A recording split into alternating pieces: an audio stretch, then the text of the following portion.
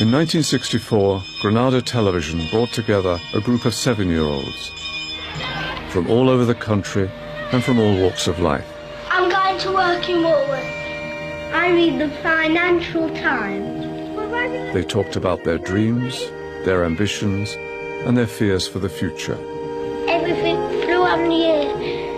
It all landed on my head. For nearly half a century, in a unique, groundbreaking series of films, we have followed their lives every 7 years. They are now 56. Sometimes we go and play nicely with the boys, and sometimes we go and argue with the boys. Sue grew up in the East End of London. I don't think I'd get married too early. I'd like to have a full life first. Marriage just means a different thing to me. I've still got my ideals about marriage. I don't know what it's all about. Sue was 24 when she married Billy, and they had 2 children, William and Catherine. I think that to get married young, there must be things that you miss. You must miss that crucial stage of being yourself, because the minute you get married, you're no longer a single being, you're a partnership, and that should be the idea behind it. By the time Sue was 35, she was divorced. I've never sat down and thought, well, what was it? Was it this? Was it that? I just knew it wasn't working. I mean, there have been relationships when I could have settled, but they didn't feel quite right. So I've always come away and pulled away and just waited until the right one come along, if they ever do. At 42, when we filmed Sue in the karaoke bar, she brought Glenn along to watch her sing. We've just met and things are going well, but now obviously things are going very well. Well, we've been engaged now for about 14 years. I'm not beating any records, but it's quite a long time, isn't it? Yeah. Come on in. Jesse, come on.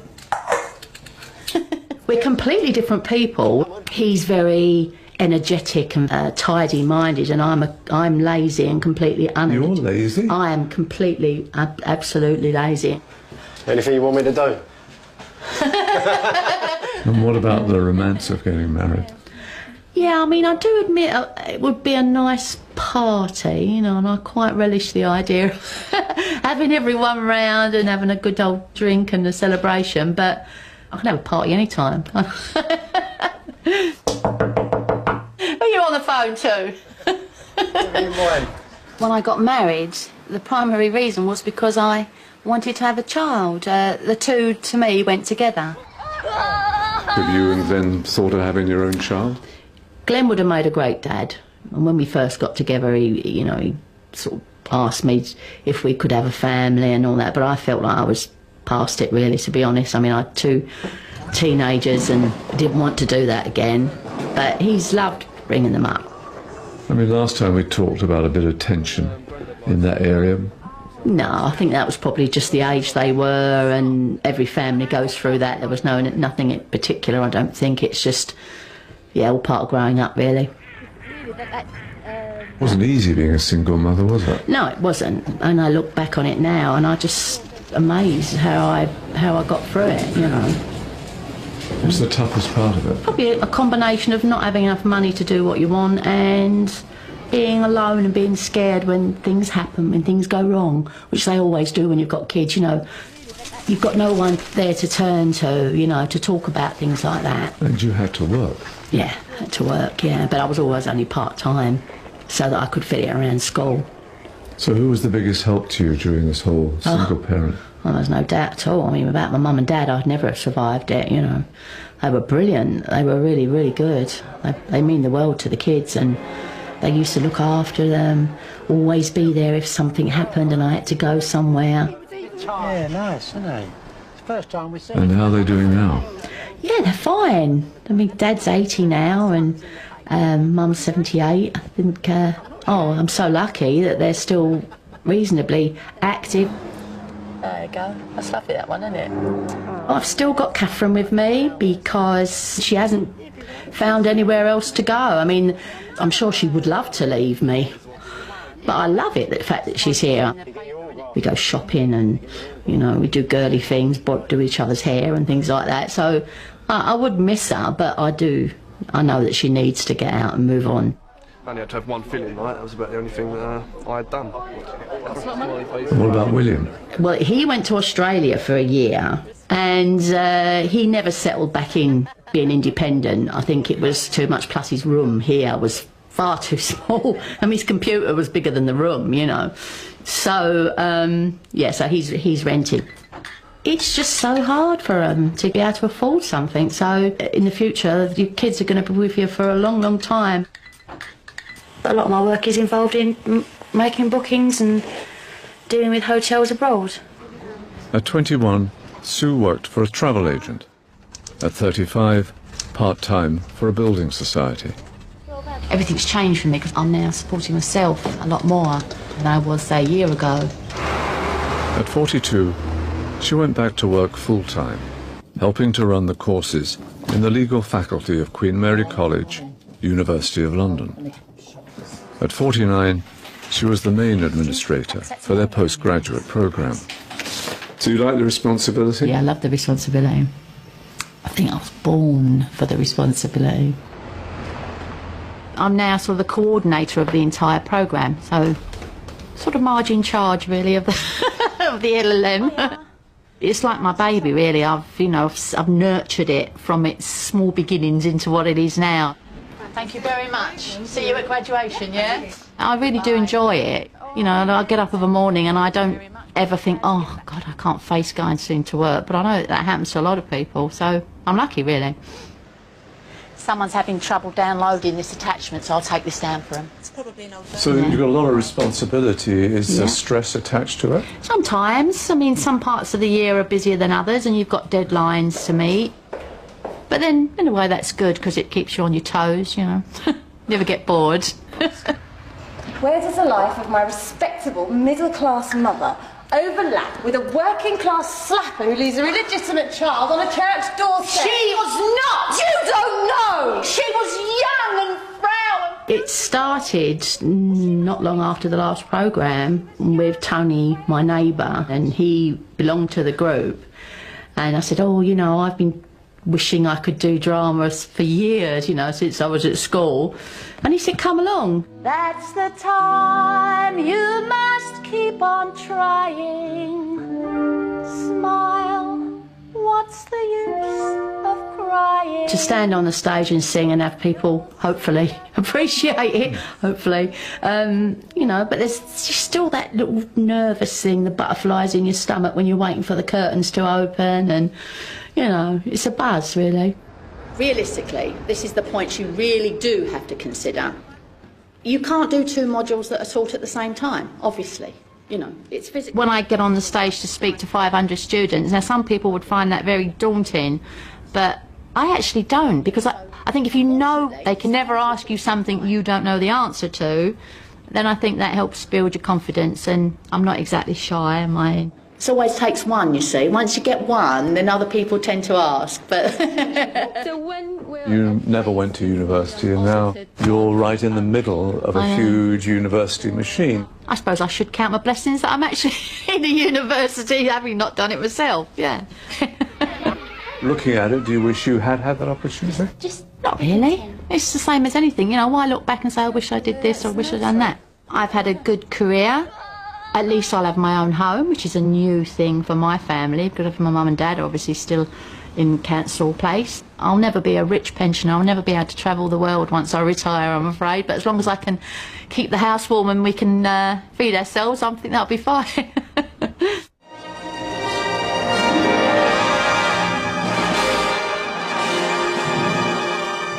I don't like the big boys hitting us and a prefect sending us out for nothing. When he was 7, Paul was in care in a children's home in London. Were you happy at the children's home in England? We didn't mind that really, because we didn't know what was going on, because we were a bit young. Well, as far as I know, my mother and father they separated originally, I think. They eventually got divorced. I went to the boarding school for 1 year and then we immigrated to Australia. Paul settled with his father and stepmother in a suburb of Melbourne. Do you like to get married, Paul? Tell me why not. I don't like say you had a wife, say you had to eat what they cooked you, and say I don't like greens, well I don't. I know I prefer to be alone really. I can't say I don't want to get married, because I think I do. But I want to be happily married, you know, and therefore I want to make sure, I think. What was it that you fell in love with? What is it about him? His helplessness, I suppose. It was the motherly instinct in me to pick him up and cuddle him. And he's also very good looking, I think, but he doesn't agree with me. And in the summer he's got this cute little bum in shorts. I mean, I can tell quite a few stories here, but the one that really irritates me the most is when we have an argument, he says, "That's it, leave me." And I say, "Fine, all right, I will one day." Well, we had our 20th wedding anniversary this last Christmas, just before Christmas. Which is the life sentence. Yeah. Everyone reckons that we should be out of jail by now. To a certain extent, we started thinking, well, do we really know each other now? Because you just get in the humdrum of going to work, coming back home, running kids here and kids here and there, and I don't think you mean to, but you probably stop thinking about each other a lot. You know, it's still the last person you want to see at night before you go to sleep and the first person you want to see when you wake up. Do you still like to cuddle and love and all that sort of stuff? Yeah, but not in public. No. Yes. But is the chemistry still there? Yes. You don't sound sure. Well, we like to keep it private. I had to wait for the answer. I find it hard to express emotion most of the time. Although I'm getting on top of that, worn out, you know.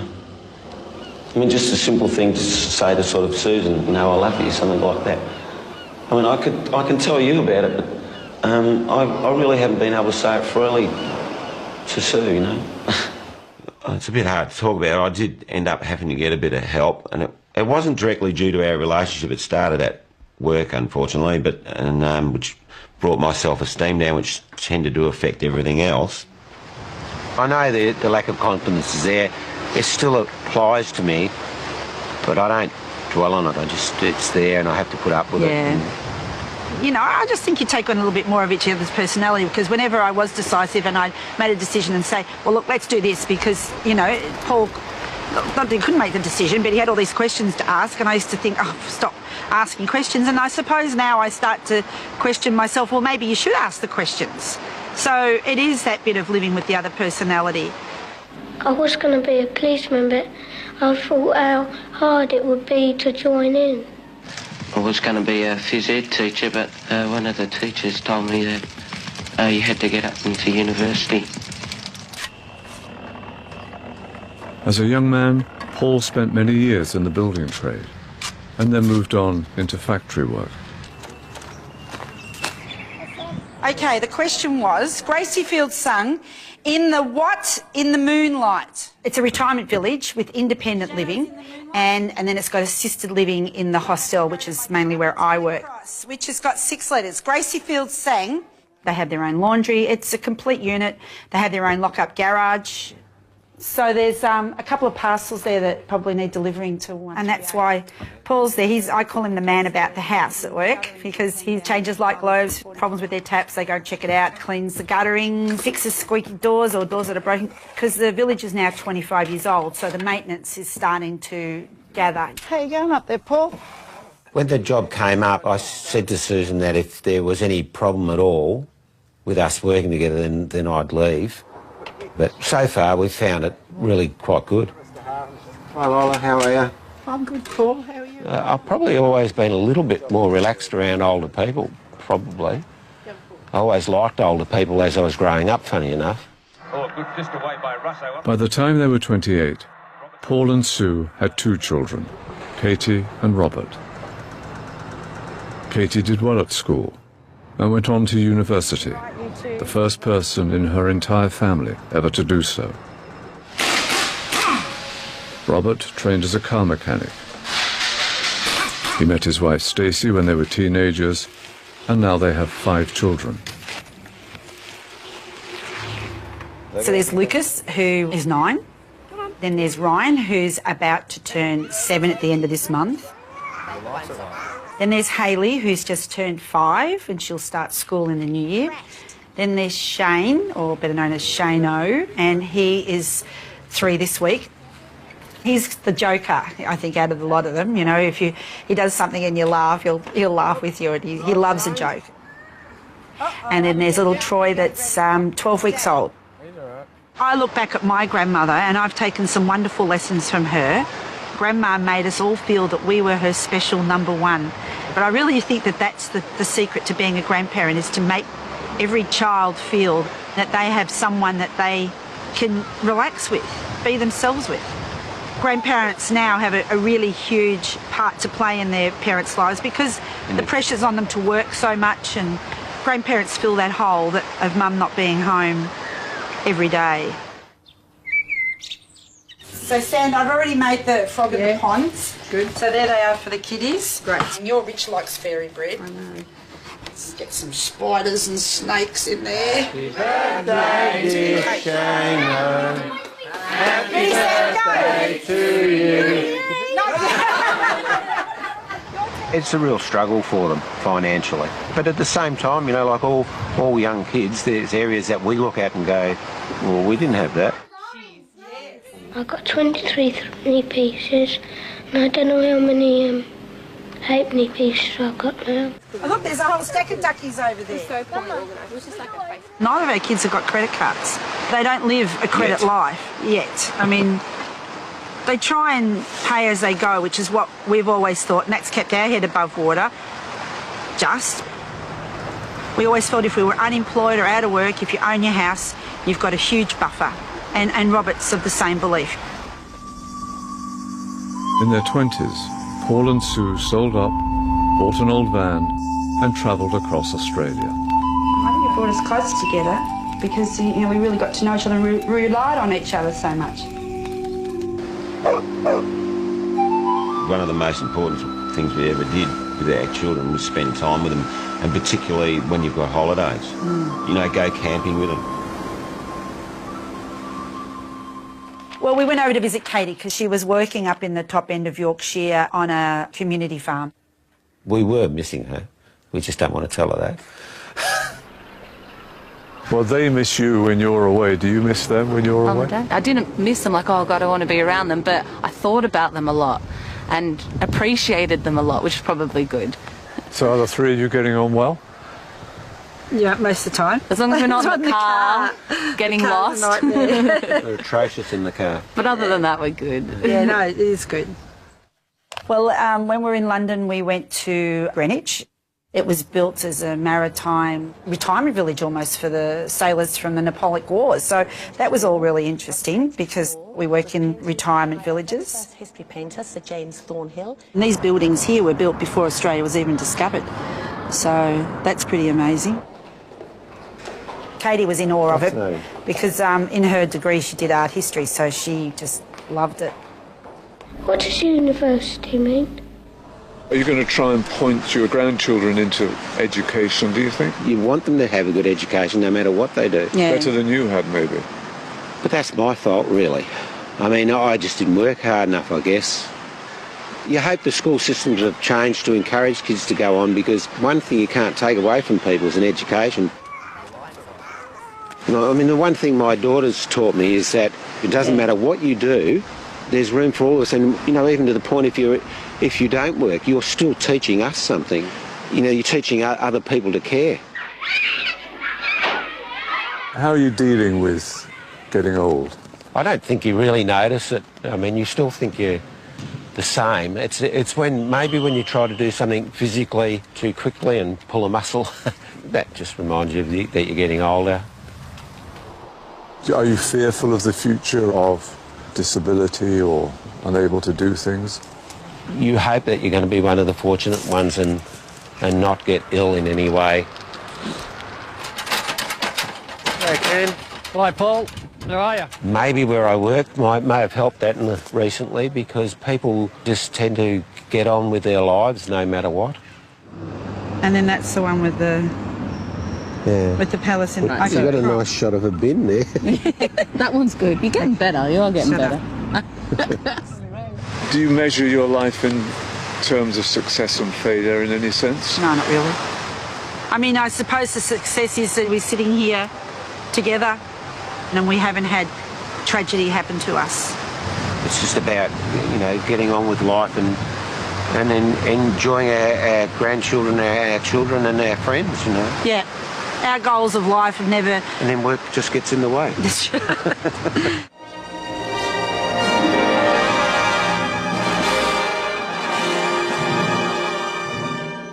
Well, we pretend we've got swords and we make the noises of the swords fighting, and when somebody stabs us, we go, ah. Neil grew up in a Liverpool suburb and had dreams of going to Oxford, but didn't get in. Sit. Do one. Instead, he went to Aberdeen University, but dropped out after the first term. At 21, Neil was working on a building site and living in a squat. I would like to be somebody in a position of importance, and I've always thought this. But I don't think I'm the right sort of person to carry the responsibility for whatever it is. I always thought, well, I'd love to be,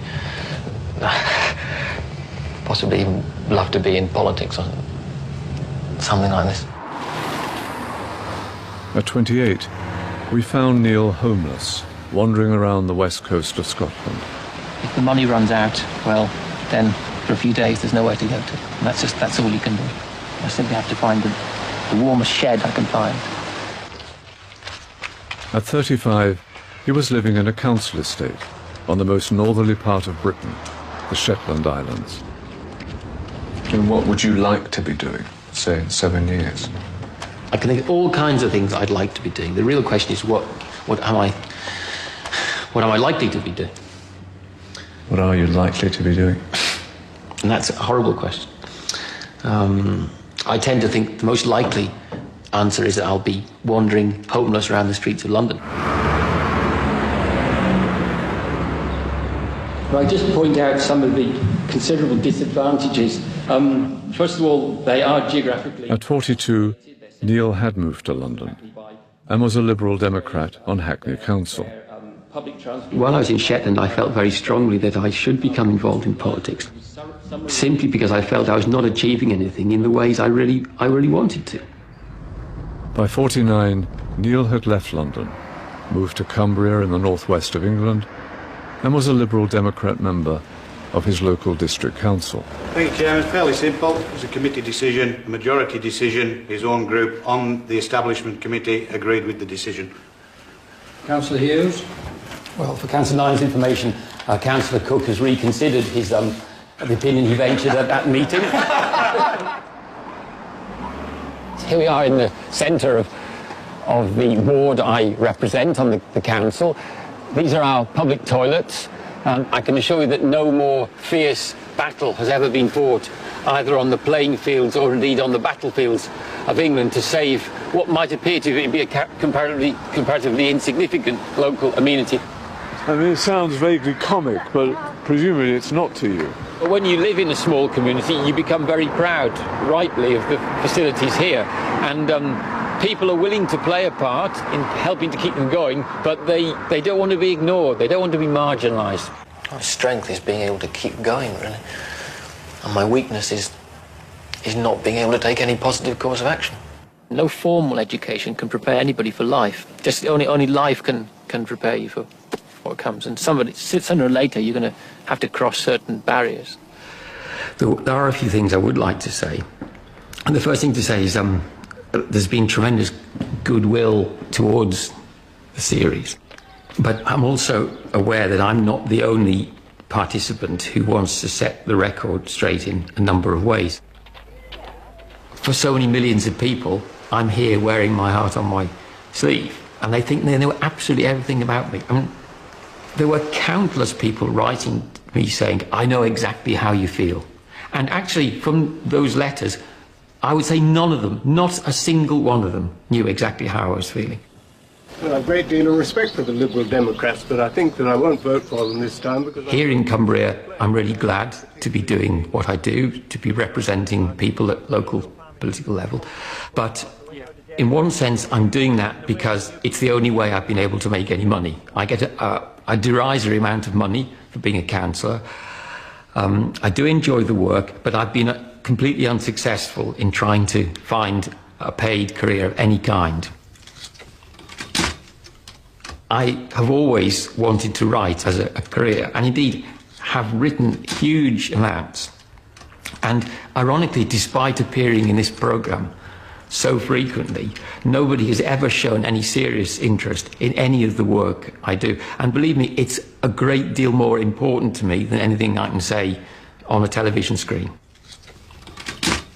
Even if somebody sent it back to me and said, well, read it and it's rubbish, actually, and that would be very demoralising, but at least some interaction would have taken place. There's hardly a day goes by when I don't write. That's a great gift, isn't it? It is, but it shouldn't be a sort of masturbation about which nobody else knows anything. Neil Hughes is the Liberal Democrat candidate. I and the Liberal Democrats want to see a just and fair society in which everyone... In 2006, I was invited to go to Australia to give a talk. And the chap who introduced me said, Neil is clearly such a profoundly motivated politician that we can all expect to see him as Prime Minister of the United Kingdom in the future. Now, this wasn't a joke. I assure you, he said this with absolute serious. Now, it was ludicrous, but this is how wildly skewed the perceptions have become. I mean, do you think I would really have been invited to Australia if they were aware that I was someone who lives on a few quid a week benefit and has as much chance of changing the future of the United Kingdom as, I don't know, someone who's serving a lifetime jail sentence?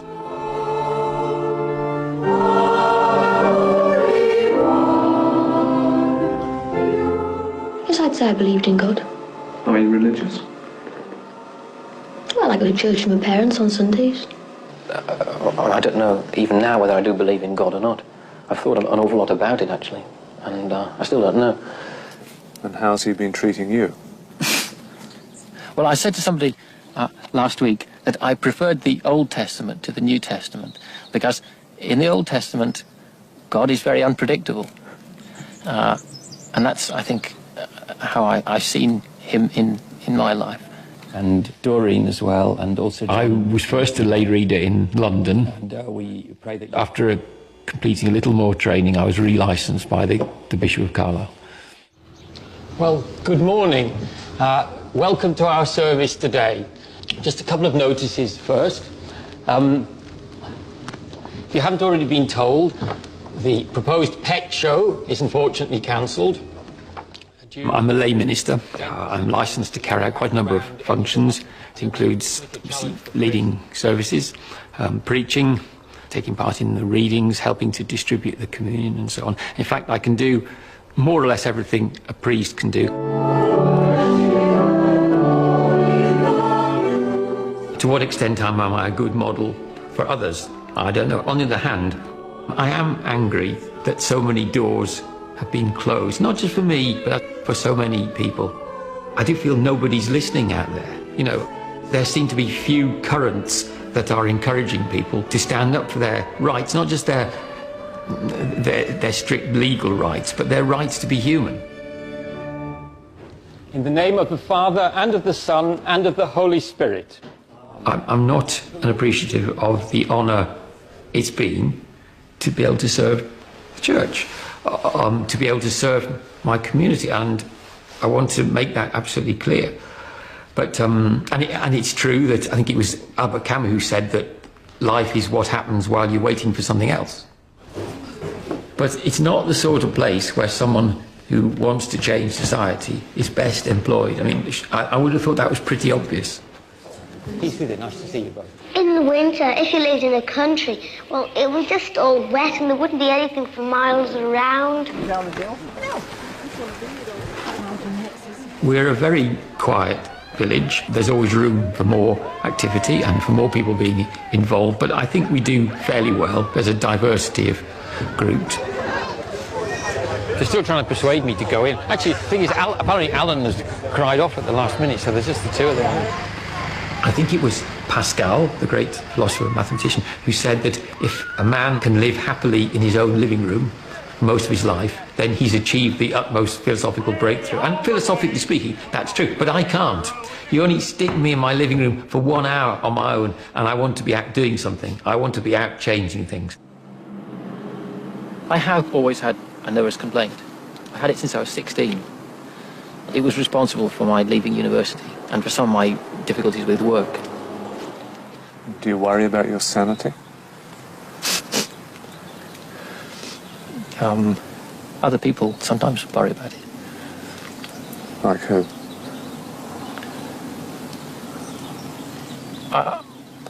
As I said, I sometimes can be found behaving in an erratic fashion. I sometimes get very frustrated, very angry, for no apparent reason, for a reason which won't be apparent to other people around me. I don't see any way out. I thought of everything I possibly could. It seemed to me for a long time that getting a reliable job and a nice place to live would be the solution. Well, I haven't succeeded. I can't see any immediate future at all. Although there have been times in my life when I've been suicidal, that wasn't one of them. So there have been worse than what we saw? Yes, but it's not for this programme to expose my private feelings, and yet many people feel it has. Ultimately, although this time round I've been far more candid than I perhaps ever have in the past. My formal contact with the psychiatric establishment belongs mostly to my mid and later teens and a short period of my early 20s. But I soon came to the opinion that I could help myself far better than those who were purporting to help me. But I was aware even then that a lot of the therapeutic technique is about leading people to exactly this conclusion, if it's unwell. So I'm not going down the line of criticising the medical establishment. But did you refuse to go into any sort of treatment? No, I did have contact. But then you discontinued it? Yes. Do you still think that was wise? Yes.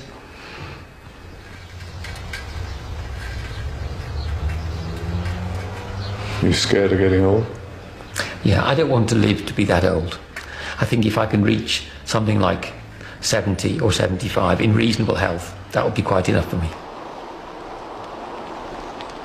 When I get married, I don't want to have any children because they are always doing naughty things and making the whole house untidy. I always told myself that I would never have children. Why? Because children inherit something from their parents, and even if my wife were the most high-spirited and ordinary and normal of people, the child would still stand a very fair chance of being not totally full of happiness because of what he or she will have inherited from me. Have you ever really had a romantic, emotional relationship? Well, I've had several, but the fact that I'm living alone still obviously betrays the fact that none of them has endured. Is there a reason for that? Relationships always involve two people. But a string of failures, does that tell us something? Well, I'm sure it does.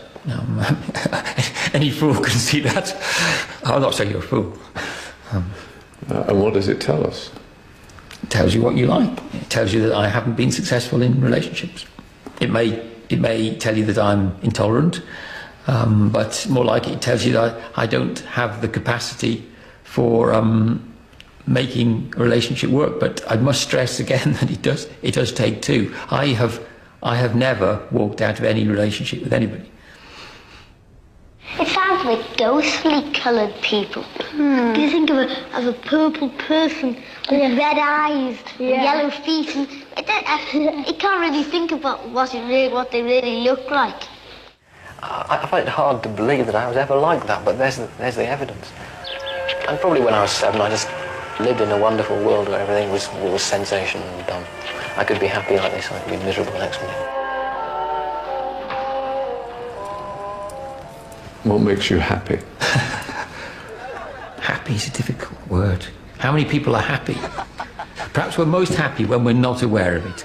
And enjoying a relaxed meal with some friends, just being with friends. I think the few weekends in the year when I'm lucky to be able to go and stay with some of my long-term friends, I'm really happy. I can think of hardly anything better than walking across the fields when we just chat about the things we're both interested in and our aspirations.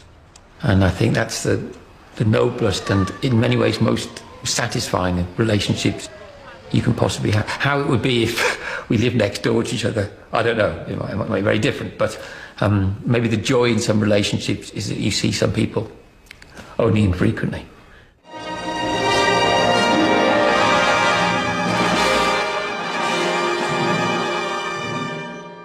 I don't think you want to go to university if you want to be an astronaut. Watch this. Peter and Neil were childhood friends, growing up in Liverpool. Peter went to a comprehensive school and went on to get a history degree from London University. I would like to think that democracy is here to stay. Perhaps we haven't got full democracy. In fact, we probably haven't. It's a pretty good system. Are you surprised by the way England's being governed? I'm not surprised with the people who govern it at the moment, no. Why? I've even stopped being amazed. Why? Why? Well, I don't want to get dragged into party politics, you know, but basically this is the most incompetent, uncaring bloody show we've ever had.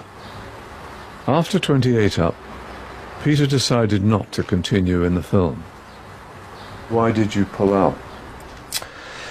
I pulled out because of the responses and the reactions that my participation drew in the weeks afterwards, particularly in the tabloid press.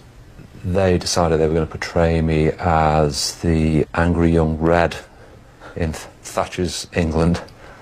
Well, it's just the principle, you know, that's all there is to it.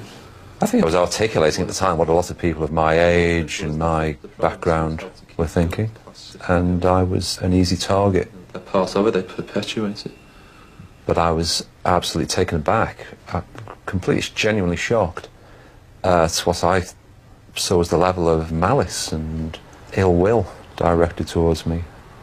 Until you've experienced it yourself, you can't begin to appreciate how it feels. So now you're back, so why did you come back? I feel a lot happier with myself, happier in my own skin. And then, secondly, more specifically, because I want to promote the music and the band I'm in. It was a gold rush town. And what are you called? We're called the Good Intentions. But when he hit that bang, he thought that... I'd always played in rock bands, some of them spectacularly bad bands. What really got me into this music was being exposed to the music of Graham Parsons. Because way back in the day I was a big Elvis Costello fan, and I read an interview with him in which he said, well, I think I'm a good songwriter, listen to this guy, Graham Parsons. It was almost like an epiphany. It was like I was hearing the music I'd been waiting to hear all my life. Once Carolyn Chetford said she loved me. And I'm going to marry her when I grow up. Doesn't appeal to me at all at the moment. I mean, what, I'm just gone 20.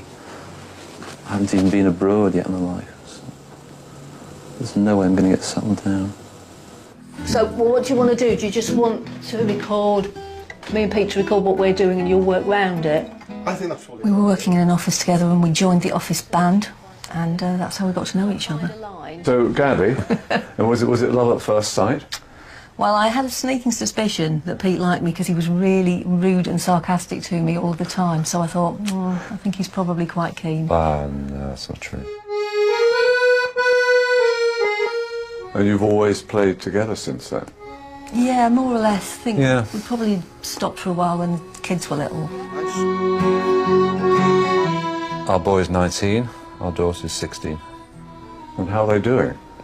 They're doing really good. remarkably well. Our son is in his first year at university, and our daughter is coming up to her GCSEs. Once you have your own kids, you have this huge realisation of how your own parents felt about you and what they did for you. What's the greatest gift a parent can give a child? It's their unstinting love and support and their time. Their time, because I think children value that more than anything. You're giving, unconditionally, you're giving them your time. Well, if I can't be an astronaut, I'd like to be a bridal sergeant in the police force, like my dad is. So are you under pressure to get a job? Yeah, I suspect they am from the parents. They keep dropping hints. Teachers are undervalued and underrated, and the system is beginning to crumble. You know, people outside of it don't realise that, but it is, and it's very disillusioning. I left teaching not long after that programme. It was actually nothing to do with the programme. That was a misunderstanding at the time, I think, which took hold in the press. And I'd been planning to leave teaching anyway, and I just didn't see a long-term future in it for myself. And I just thought I had to be honest with myself about that, and honest to the kids I was teaching at the time, and move on to something else. It might be better to start off just at the end. After teaching, Peter studied law and joined the civil service. Gabby also works there. Sounds all right. The civil service, despite changes currently taking place, is still comparatively a pretty decent employer. So should you do one of the new ones? What sort of area of the civil service are you in? Department for Work and Pensions. You've changed the key in that one. I've changed the key, it's now an F sharp, sorry about that. Oh, marvellous. But you got the MP3 sound? When Pete writes, he often wants to share that and at a fairly early stage talk about what he's writing. And if it's no good, I have to tell him. And that's quite difficult, isn't it? I'm sure it is, yeah. She was running down roads I didn't know. So, when we started work on the album we're doing now, Pete said to me, he said, I've got 120 song ideas I want to go through. And I said, but of those 120, really, we need to get it down to about 10, so I'm going to have to tell you that 110 are no good. How do you take criticism? Well, I think I take it better than I used to. That's not setting the bar very high, though, is it? What have been for you the best times? Tommy Smith scoring the second goal in Rome. Definitely. One of the old times. Which game was that? Which game was that? That was the European Cup final, 1977. That's still up there, by the way. But along with what? But, well, getting married for the second time and having two children have been hugely significant moments in my life. What do you want out of life? The satisfaction of knowing that I've left some sort of imprint, rather than just lived out my life. You've been gone for so long, Evangeline. No one's looking for you anymore. I hesitate to say I think I have made my mark now, because that sounds horrendously vain. But I've created a body of work of which I feel very proud. I feel I've achieved something of lasting value. And in the last 2 or 3 years, we have begun to become reasonably successful in terms of critical responses. We were voted the UK's Americana Act of the Year at the British Country Music Awards. You know, from time to time, like anybody else, I'll look back and think, I wish I hadn't done that, or I wish I'd done that differently. But I don't think really life is there to be regretted. Life is there to be lived.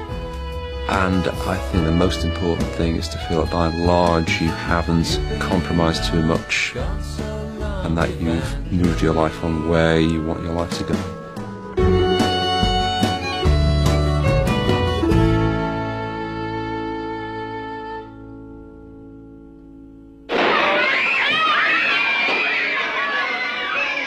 And what about the other children? Where are they now? What are they doing? I would like to get married when I grow up. I mean, I know that's not possible to be happy all the time, but as much of the time it was possible. When I grow up, I'd like to find out all about the moon and all that. It would seem really ridiculous to any of my friends who watch this if I said, Christ, aren't I a great success, look at me. When I get married, I'd like to have 2 children. Oh, I don't like babies. I feel like finally when there's already a fight. I think I admire people with great determination. You know, like people who just come up from nothing.